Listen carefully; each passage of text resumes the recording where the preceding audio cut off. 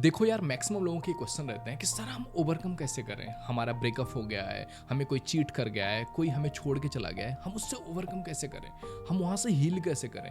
तो आज मैं बात करने वाला हूँ इस वीडियो में 4 सिंपल स्टेप्स जिनको अगर आप फॉलो करते हो तो आप हील कर जाओगे, आप ओवरकम कर जाओगे उन चीज़ों से, जो भी प्रॉब्लम्स आप फेस कर रहे हो, जो पेन है उससे आगे निकल पाओगे। तो वीडियो में अंत तक बने रहिएगा। अगर आप पहली बार इस चैनल पे आए हैं तो एक बार विजिट करके देख लो। अगर आपको लगता है कि ये इंपॉर्टेंट है तो डेफिनेटली आपको सब्सक्राइब करनी चाहिए।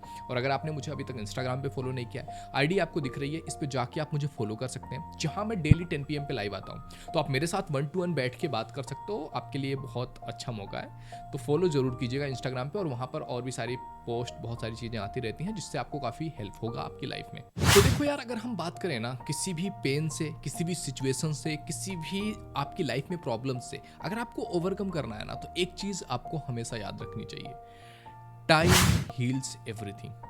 कि कोई भी चीज़ है ना, कोई भी सिचुएशन है, टाइम के साथ वो चीज़ें बदलती हैं। कई बार आपकी लाइफ में बहुत सारी बुरी सिचुएशंस आई होंगी, थोड़े टाइम के बाद शायद आज आपको याद भी ना हो कि वो कितना बुरा सिचुएशन था। होता है ना ऐसा, बचपन में आपको कुछ चीज़ें चाहिए होती हैं, नहीं मिलती हैं, बहुत बुरा लगता है। आज शायद उन चीज़ों की आपके लाइफ में वैल्यू ही ना हो। टीन एज में आपको कुछ चीज़ें चाहिए रही हों, कुछ कोई गैजेट्स चाहिए रहा हो, शायद आज आपको वो चीज़ की ज़रूरत भी ना लगती हो। तो time heals everything. But problem ये होता है ना कि जब हम किसी इंसान के साथ प्यार में जाते हैं, किसी के साथ रिश्ते में हैं, तो बहुत अच्छा एक्सपीरियंस होता है। लेकिन जब वहाँ से हम निकलते हैं, ब्रेक होता है, चीट होता है, हमारा दिल तोड़ा जाता है, हमको लगता है नहीं यार, अचानक से आज मेरा ब्रेकअप हुआ, कल मैं एकदम से ठीक हो जाऊं, मुझे कोई पेन ना हो, मुझे कोई हर्ट ना हो। क्या ऐसा पॉसिबल है? नहीं ना। पॉसिबल कैसे हो सकता है यार? किसी इंसान के साथ तुम प्यार में हो, किसी से कनेक्टेड हो, किसी भी चीज जो जुड़ी हुई है, कनेक्टेड है, उसको तोड़ोगे तो दर्द तो होगा ना।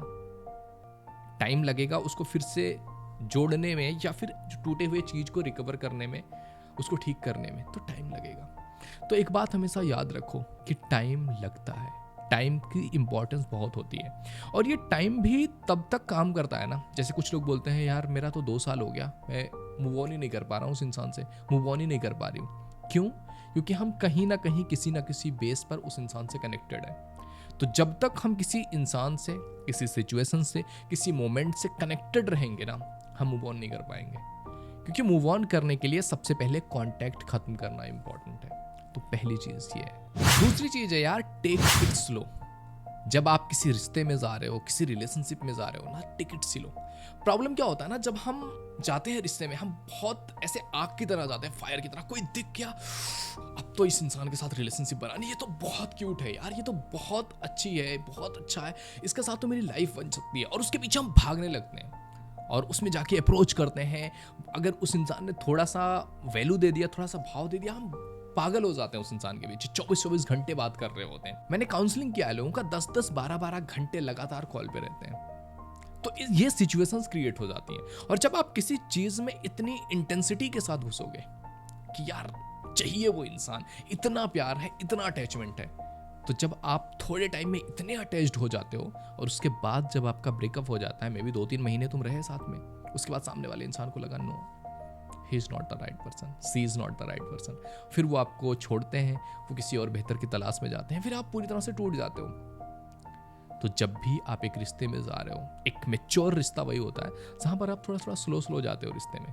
किसी इंसान को जान रहे हो, उससे दोस्ती कर रहे हो, उससे अपनी बातें एक्सप्लोर कर रहे हो, आप एक्सप्लोर हो रहे हो उसके सामने, वो आपको जान पा रहे हैं, आप उन्हें जान पा रहे हो, थोड़ा थोड़ा टाइम देते हो, थोड़े फीलिंग्स को जनरेट होने का मौका देते हो। ये जो फड़फड़ाहट होती है ना कि बस चाहिए मुझे ये इंसान, ये फड़फड़ाहट जस्ट अट्रैक्शन है, it's nothing to take from love.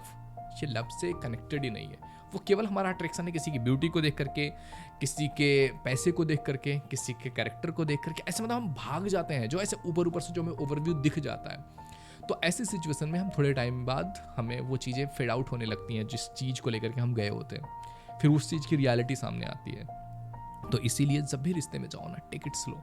तो जब आप स्लो से रिश्ते बनाओगे, आप समझोगे, आप फ्रेंडशिप में जाओगे, एक दूसरे की अच्छी बुरी चीज़ों को समझोगे, उसके बाद एक रिश्ता क्रिएट करोगे, तो वो रिश्ता खूबसूरत होगा और उसको चलने के चांसेस ना बहुत बढ़ जाते हैं। क्योंकि ये रिश्ता दोस्ती से शुरुआत हो रहा है, जहाँ आप एक दूसरे को समझ पा रहे हो, एक दूसरे की अच्छाइयाँ बुराइयाँ जानते हो, तो वो एक रिश्ता बहुत खूबसूरत चल सकता है। और अगर आप फड़फड़ाहट के साथ जा रहे हो, तो जब टूटेगा ना, तो जिस इंटेंसिटी के साथ तुम उस रिश्ते में गए थे, जितना पागलपन था, उतना ही पागलपन होगा जब उससे दूर जाओगे। तो यहाँ से निकलना थोड़ा सा कंपैरेटिवली टफ हो जाता है, क्योंकि आपने कभी इमेजिन भी नहीं किया होता है कि इस इंसान से दूर कैसे रहेंगे, क्योंकि आप इतने इंडल्ज हो चुके होते हो उस चीज़ में। तो टेक इट स्लो। और तीसरी चीज़ है फॉरगिव देम, उनको माफ़ कीजिए, क्योंकि माफ़ करना बहुत बड़ी चीज़ है। जब तक आप किसी इंसान को ऐसे लेट गो नहीं कर पाओगे ना, फॉरगिव नहीं कर पाओगे, तब तक आप पूरी तरह से आगे बढ़ ही नहीं सकते हो। जब तक आपके दिल में उस इंसान के लिए चाहे प्यार हो या नफरत हो या किसी भी तरीके से उससे बदला लेने की भावना हो, रिवेंज हो, आप आगे बढ़ ही नहीं सकते हो। आपको जिंदगी में लेट गो करना ही पड़ेगा, जाने देना ही पड़ेगा। जब तक आप माफ़ नहीं करते हो ना, तब तक वो एक बैगेज आपके दिल में पड़ा होता है, आपके दिमाग में पड़ा होता है कि नहीं यार, इस इंसान ने इतना गलत कैसे कर दिया मेरे साथ, इसको तो कभी माफ़ी नहीं करेंगे। अगर आप माफ़ नहीं करोगे, आप बोलोगे मैं भूल जाऊँ, कैसे बोलोगे? जो तुम्हारे दिल में है, तुम्हारे दिमाग में है, जिससे तुम्हारे अंदर नफरत है या प्यार है, भूलोगे कैसे उसे? तो अगर आपको आगे बढ़ना है लाइफ में ना, लेट गो करना पड़ेगा, फॉरगिव करना पड़ेगा।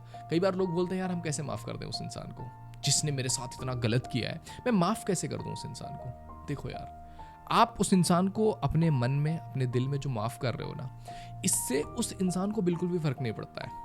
आप चाहे माफ़ करो या दुश्मनी रखो अपने दिल में, रिवेंज रखो, नफरत रखो, आप गालियाँ दो, जेलिसी फील करो या प्यार करो, कुछ भी करो, उस इंसान को इस बात से कोई फ़र्क नहीं पड़ता है कि तुम क्या फील कर रहे हो। अगर आप माफ़ कर देते हो या नहीं करते हो, उसे क्या फ़र्क पड़ेगा? कुछ भी नहीं।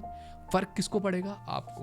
अगर आप नफरत में जी रहे हो या उस इंसान से कनेक्टेड होने के पीछे पगलाए पड़े हो, तो इससे फ़र्क आपको पड़ रहा है, आपकी ज़िंदगी उलट हो रही है, आपकी फीलिंग्स, आपके इमोशंस बहुत बुरे लेवल पे जा चुके हैं। तो अगर आप उसे माफ़ करते हो, तो इससे आपका भला होगा, आप शांति फील करोगे, आप अच्छा महसूस करोगे, आपके अंदर आपकी फीलिंग्स, आपके इमोशंस अच्छे तरीके से वर्क कर पाएंगे। तो आपके माफ़ करने ना करने से उसे कोई फ़र्क नहीं पड़ रहा है, बट आपको फ़र्क पड़ेगा। तो उसके लिए माफ़ नहीं करना है, माफ़ खुद के लिए करना है। चौथी चीज़ है यार, being single has too much benefits.